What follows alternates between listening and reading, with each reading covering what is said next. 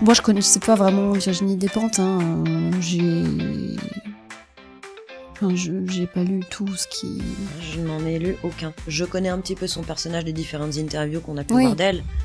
On voit bien que c'est une femme qui a un fort caractère et Oui. voilà, qui a Mais justement, je trouve que ce qu'elle est, on pourrait la penser assez revendicative, ça se dit. Alors qu'en fait, elle est hyper ouverte. Enfin, en tout cas, dans son livre, elle est très ouverte. Et elle se met à la place du pur connard, quoi, des pires connards, et des pires connasses. Enfin, vraiment, elle se chausse. Mais c'est hallucinant ce qu'elle arrive à faire. Et ouais, moi, j'ai trouvé ça j'ai adoré. Je vais pas parler de la fin, mais j'ai moins aimé la fin, mais les trois tomes étaient superbes.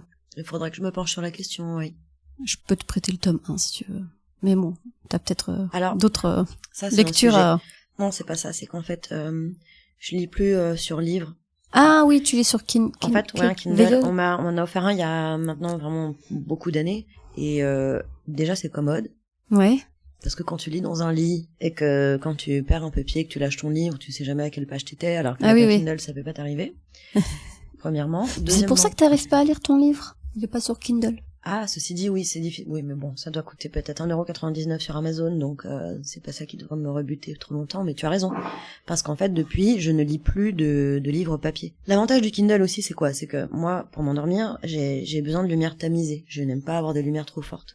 Et le Kindle, il est rétroéclairé. Ouais. Tu peux choisir le volume de l'éclairage, si je puis dire, l'intensité. Ouais. Et du coup...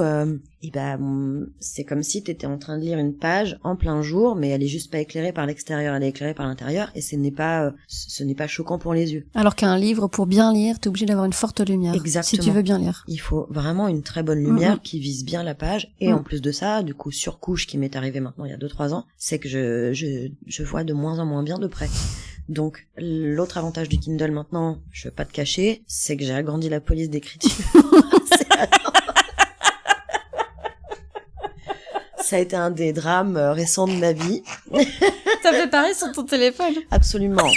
Les gens s'en sont rendus compte. J'étais en train d'écrire un truc sur WhatsApp ou de chercher un message. Et les gens étaient autour de moi, ils m'ont dit, mais pourquoi tout est écrit en gras sur ton WhatsApp ? Tu t'es mis en mode accessibilité ? J'ai dit, oui. Je suis handicapée. Je suis complètement handicapée. Donc, ouais, il faudrait que j'ai des lunettes et la lumière super forte sur un bouquin. Donc, je lis plus de bouquins. Okay. Et comme je ne lis que le soir, c'est une galère. Ouais. Donc, le Kindle, c'est mon meilleur ami de vieille personne et je ne m'en séparerai plus jamais.